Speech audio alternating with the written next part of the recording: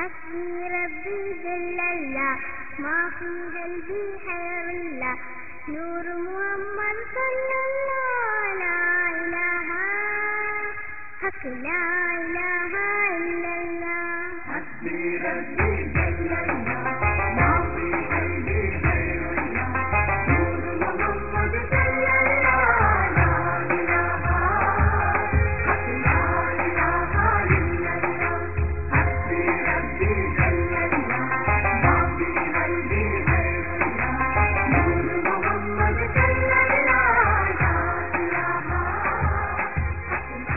إله ഹസ്രത്ത് സുൽത്താൻ ഇബ്രാഹിം ബാദുഷാ റളിയല്ലാഹു അൻഹു. ഹിജ്റ വർഷം 530 റമദാൻ 3 ക്രിസ്താബ്ദം 1136 ജൂൺ മാസം 5-ാം തീയതി വെള്ളിയാഴ്ചയാണ് മഹാനായ സുൽത്താൻ ഇബ്രാഹിം ബാദുഷാ റളിയല്ലാഹു അൻഹു ഭൂജാതനായത്. അന്ത്യപ്രവാചകൻ മുഹമ്മദ് മുസ്തഫ സ്വല്ലല്ലാഹു അലൈഹി വസല്ലമയുടെ 18ാം പേരമകനായ മഹാൻ പുണ്യമദീനയിലാണ് പിറന്നു വീണത്. പൂർണ്ണ പ്രതാപത്തോടെ മദീനയിൽ രാജപദവിയിലിരിക്കുന്ന കാലത്ത് ഹിജ്റ 564 മഹാനായ ഗൗസുൽ ആലം മുഹീദ്ദീൻ അബ്ദുൽ ഖാദിർ ജീലാനി തങ്ങൾ വഫാത്തായപ്പോൾ അറേബ്യയിലെ രാജാക്കന്മാരുടെ പ്രതിനിധിയായി മരണാനന്തര ചടങ്ങുകളിൽ സംബന്ധിക്കുവാൻ സുൽത്താൻ ഇബ്രാഹിം ബാദുഷാ റളിയല്ലാഹു അൻഹു ബഗ്ദാദിലേക്ക് യാത്ര ചെയ്യുകയുണ്ടായി. അന്ന് അദ്ദേഹത്തിന് 34 വയസ്സായിരുന്നു. അക്കാലത്ത് മുത്ത് റസൂലിന്റെ സ്വപ്നനിർദ്ദേശപ്രകാരം 2 പ്രാവശ്യം ഇന്ത്യൻ പ്രവിശ്യയിൽ ഇസ്ലാമിക പ്രബോധനത്തിന് മഹാൻ നിയോഗിക്കപ്പെടുകയും ആദ്യം ഗുജറാത്ത്, രാജസ്ഥാൻ എന്നീ ഇന്ത്യൻ പ്രദേശങ്ങൾക്ക് പുറമെ പാകിസ്ഥാൻ, ബലൂചിസ്ഥാൻ എന്നീ പ്രദേശങ്ങളും തന്റെ ദൗത്യനിർവഹണത്തിനായി മഹാൻ യാത്ര ചെയ്തു.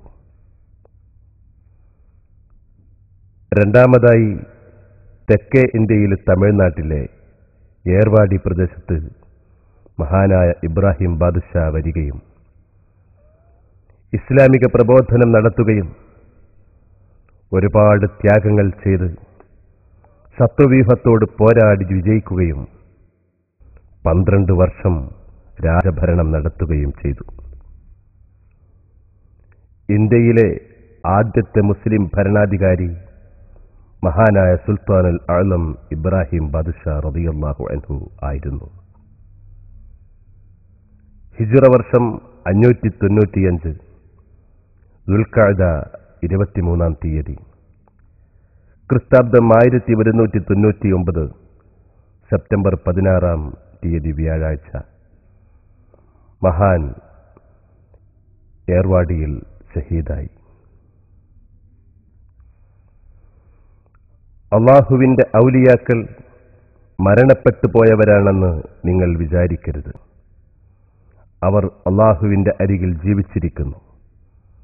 അവർക്ക് ഭക്ഷണം നൽകപ്പെടുന്നു എന്നുള്ള വിശുദ്ധ ഖുർആനിന്റെ വിശുദ്ധവാക്യത്തെ അന്വർത്ഥമാക്കിക്കൊണ്ട് ഇന്നും മഹാനവർകൾ അധ്യാത്മഭരണം നടത്തുന്നത് ഏർവാടിയിലെത്തുന്നവർക്ക് നേരിട്ട് കാണുന്ന വിധം പുലർന്നുകൊണ്ടിരിക്കുന്നു.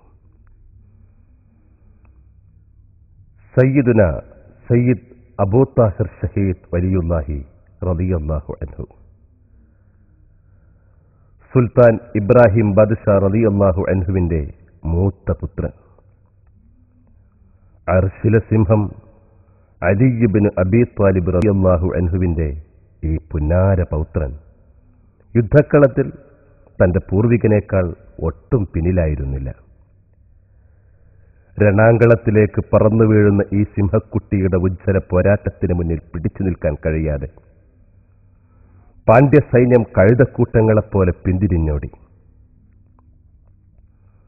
ശത്രുവിന്റെ ഒരു പത്മവ്യൂഹത്തിനും തടുത്തു നിർത്താനാവാത്ത ആ വീരശൂര പരാക്രമിയെ സന്ധി സംഭാഷണത്തിനെന്ന വ്യാജേന ശത്രുതാവളത്തിലേക്ക് വിളിച്ചു വരുത്തി കൊടുംവഞ്ചകരായ പാണ്ഡ്യസൈന്യം അദ്ദേഹത്തെ അമ്പെയ്ത് വധിക്കുകയായിരുന്നു.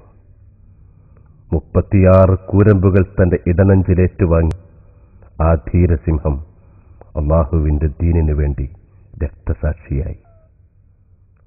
ഖലീലുല്ലാഹി ഇബ്രാഹിം നബി അലൈഹിസ്സലാം തന്റെ മകൻ ഇസ്മായിൽ നബി അലൈഹിസ്സലാമിനെ അള്ളാഹുവിന്റെ കൽപ്പന പ്രകാരം ബലി നൽകാൻ തീരുമാനിച്ചെങ്കിലും ഇസ്മായിലിനു പകരം ഒരാടിനെ അള്ളാഹു ബലിയായി സ്വീകരിച്ചു. പക്ഷേ നമ്മുടെ സുൽത്താൻ ഇബ്രാഹിം ബാദുഷാ തന്റെ പൊന്നോമന പുത്രനെ, ആ പുത്രന്റെ ശരീരവും ഉയിരും റബ്ബിന് സമർപ്പിക്കുകയായിരുന്നു.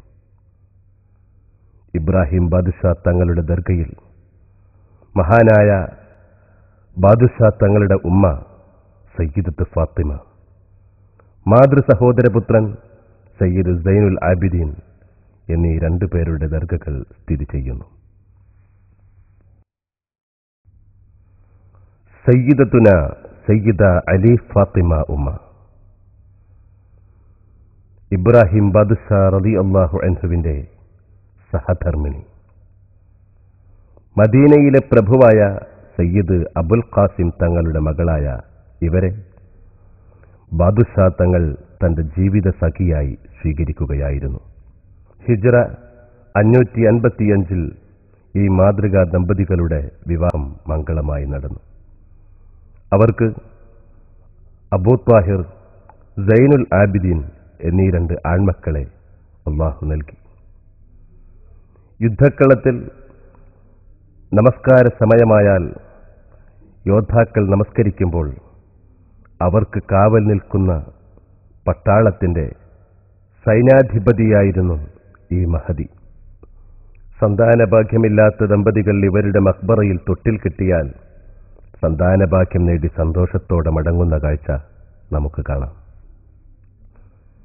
ഈ മഖ്ബറയിൽ സയ്യിദ മറിയം ബീവി റളിയല്ലാഹു അൻഹ, സയ്യിദ ഫാത്തിമ സുഹ്റ റളിയല്ലാഹു അൻഹ, ഇസ്കന്ദർ ദുൽഖർനൈനി ബാദുഷാ റളിയല്ലാഹു അൻഹു എന്നിവരുടെ മസാറുകൾ നമുക്ക് കാണാം. സയ്യിദ് അബ്ദുർ റസാഖ് റളിയല്ലാഹു അൻഹു, ഡോക്ടർ ജീലാനി ഉമ്മ, മഹമൂദ ഉമ്മ, സുഹ്റ ഉമ്മ എന്നീ 4 പേർ ഈ മസാർ ഷരീഫിൽ അന്ത്യവിശ്രമം കൊള്ളുന്നു.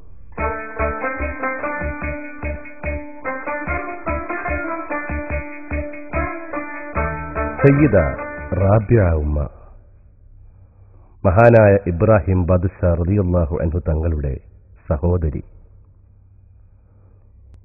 ഇവരുടെ മകൾ സൈനബ എന്നവരെയാണ് ഇബ്രാഹിം ബാദുഷായുടെ ദത്തുപുത്രൻ ഇസ്ഹാഖ് റളിയല്ലാഹു അൻഹു എന്നവർ ഭാര്യയായി സ്വീകരിച്ചത്.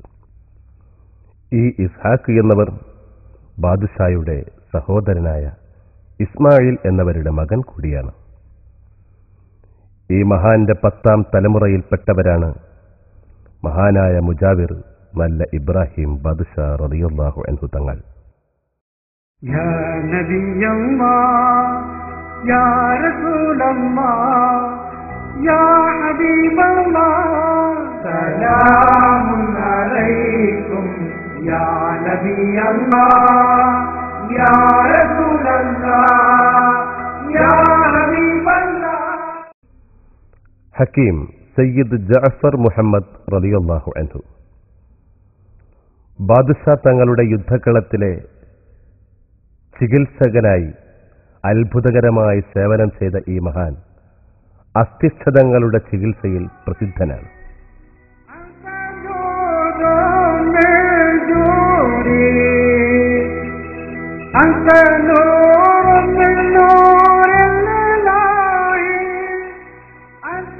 ഹക്കീം മുഹമ്മദ് യൂസുഫ് റളിയല്ലാഹു അൻഹു, ഇബ്രാഹിം ബാദുഷാ തങ്ങളുടെ വൈദ്യസംഘത്തിലെ ഒരു പ്രഗത്ഭനാണ് ശാന്തശീലനായ ഈ മഹാൻ. യാ ഹബീബല്ലാഹ് സലാമുൻ അലൈക്കും യാ നബിയല്ലാഹ് യാ റസൂലല്ലാഹ് യാ ഹബീബല്ലാഹ്. സയ്യിദ് ശംസുദ്ദീൻ റളിയല്ലാഹു അൻഹു, സയ്യിദ് ഖമറുദ്ദീൻ റളിയല്ലാഹു അൻഹു, സയ്യിദ് നൂറുദ്ദീൻ റളിയല്ലാഹു അൻഹു. ഇവർ മക്കയിലെ രാജകുമാരന്മാരും ന്യായാധിപന്മാരുമായിരുന്നു. യുദ്ധക്കളത്തിൽ വീരശൂര പരാക്രമിയായി അറിയപ്പെടുന്ന സയ്യിദ് ശംസുദ്ദീൻ റളിയല്ലാഹു അൻഹുവിന് സ്വാഹിബുസ് സൈഫ് എന്നൊരു സ്ഥാനപ്പേർ കൂടിയുണ്ട്. നേരിട്ടെതിർത്ത് തോൽപ്പിക്കാനാവാത്ത ഈ മഹാനെ അസ്ർ നമസ്കാര വേളയിൽ ശത്രുക്കൾ വധിക്കുകയായിരുന്നു. അങ്ങനെ ആ പുണ്യപുരുഷൻ സുജൂദിലായിക്കൊണ്ട് അള്ളാഹുവിൻ്റെ സ്വർഗലോകത്തേക്ക് യാത്രയായി. ഏർവാടിയിൽ നിന്നും 50 കിലോമീറ്റർ അകലെ വൈപ്പാർ എന്ന പുഴയോരത്താണ് ഇദ്ദേഹം ഷഹീദായി വീണത്.